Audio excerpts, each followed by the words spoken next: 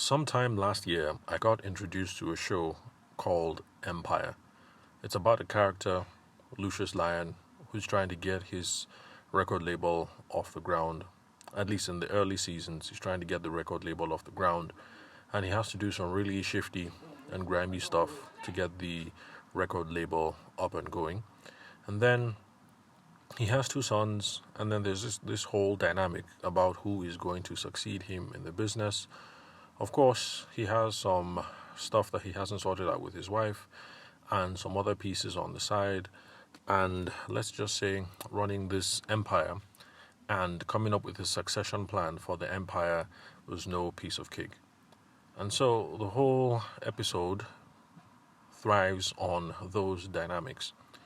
The reason why I'm talking about that today is because the first time that I watched it, I thought to myself, well, actually, I did mention to Patience, my wife, that it looked like it was a rip-off of an earlier movie that he did when he was much younger. And when I say he, I mean the light-skinned dude who is the hero of Empire. I can't remember his name, the Lucius Lyon character.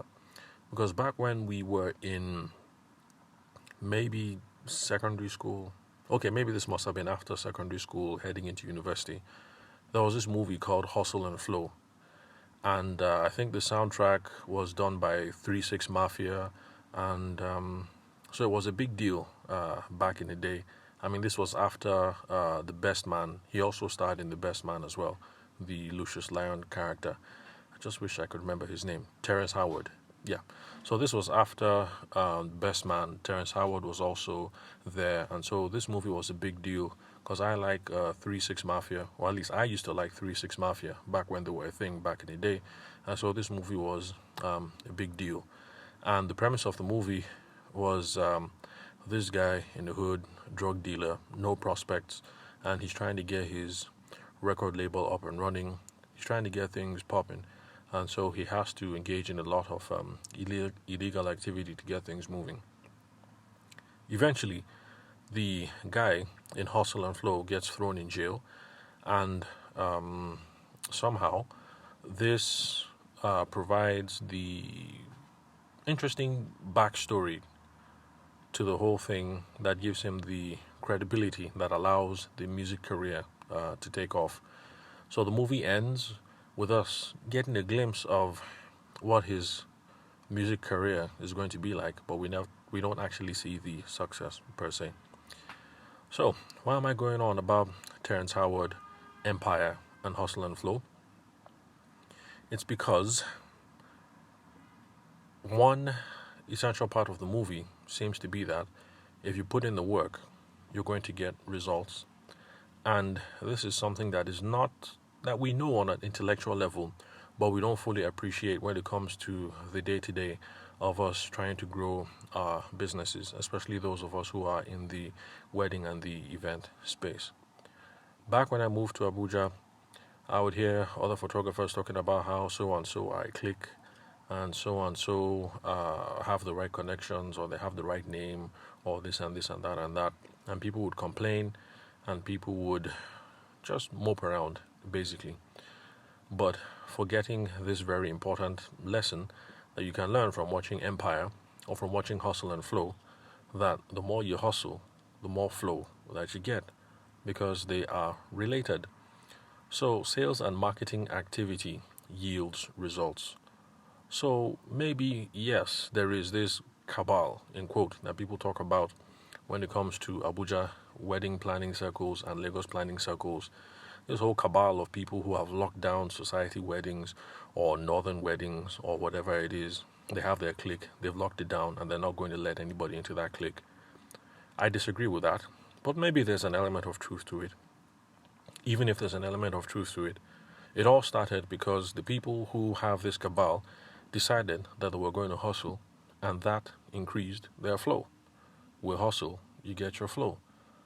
So, definitely, it involves sales and marketing. Whether we want to call it packaging, or we want to say that they were born into the right network, or whatever you want to call it, there definitely was some selling activity, and there was some marketing activity.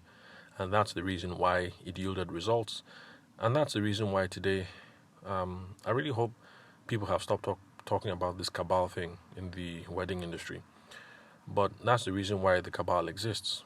They put in the work, they put in the hustle, and the hustle yielded some flow. They did their sales, they did their marketing, their packaging, their branding, whatever it is you want to call it, they put in the work. So, if you up your hustle, you're going to get some more flow. Now, for those of you who like listening to podcasts and reading business material from the American bent, I'd like to implore you guys to ignore this whole thing. They keep throwing up some arbitrary debates about working harder versus working smarter. And it's an arbitrary debate, and I think it's really stupid because nobody wakes up and says, you know what, I'm going to do a shit ton of work, but I'm going to do useless, irrelevant stuff. Maybe sometimes what you're doing is not the best use of your time, but it's not because you're deliberately not setting about to work smart versus working hard. So ideally, it's both, and you will find that the average person does his or her best to work on both, to work harder and to work smarter at the same time. This is really basic and it's easy to understand.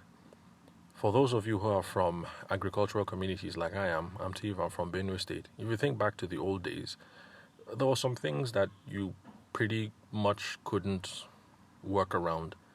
Your plot of land was your plot of land. It's your inheritance. You can't do anything more than that, except if you get a little bit of money and then you buy some more land, better quality land, to add to your inheritance.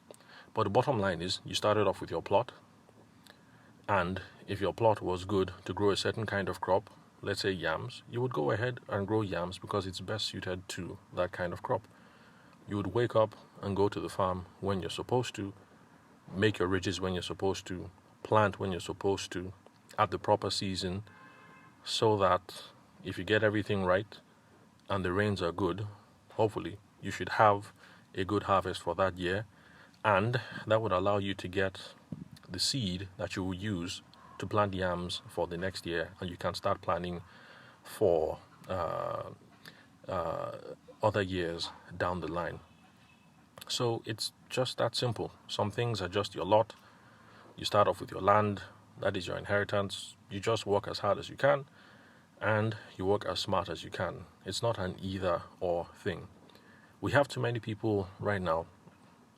I was going to say especially young men, but, well, I talk to men mostly, so I don't know if it's a man problem or if it's a universal problem. But you have people trying to see how they can cut the hustle, how they can cut out paying their dues, and how you can find a fast way to hammer. So people are trying to get into the wedding photography game, and they want to blow now. You're getting into the industry in 2021, and you want to start making millions in 2022. I'm not saying that's not possible. I'm just saying let's stop looking for this for the shortcuts, for the silver bullet, for the hack. Yeah, that's what they call it these days, I think. Hack. Okay, no, that was 2 years ago. People would say hack. You're looking for this hack, you're looking for that hack, growth hack, promotions hack, sales hack, marketing hack. Stop trying to hack everything. It's a simple thing about hustle and flow. You put in the activity, you're going to yield the results. So stop looking for this smart shortcut. In trying to grow our sales and marketing and to get the yields that we want, we have to keep asking ourselves, what's the best way of handling these conversations? What are the kind of metrics that I should be tracking to show that I'm on point towards getting to my goals? If you're one of those people who start in 2021 and you want to be a millionaire in 2022, that's fine. It's cool. Just make sure that you are using the right metrics, you're studying the disciplines, you know what it is that you need to tweak, and then you go in hard, because more hustle yields more flow. So that's pretty much what all the movies that I've been talking about have to do with everything today. It's smart activity and your hustle ethic. That is what is going to give us the yield that we are looking for. So it's hustle and flow, and let's stop trying to look for this shortcut and for the silver bullet and for the hack or whatever it is that they call it in business circles these days. So thank you very much for listening to the Sales for the Nigerian Wedding Industry podcast. I'm your host, Abuja-based event and wedding photographer, Tavishima Ayede. I will catch you guys on the next episode.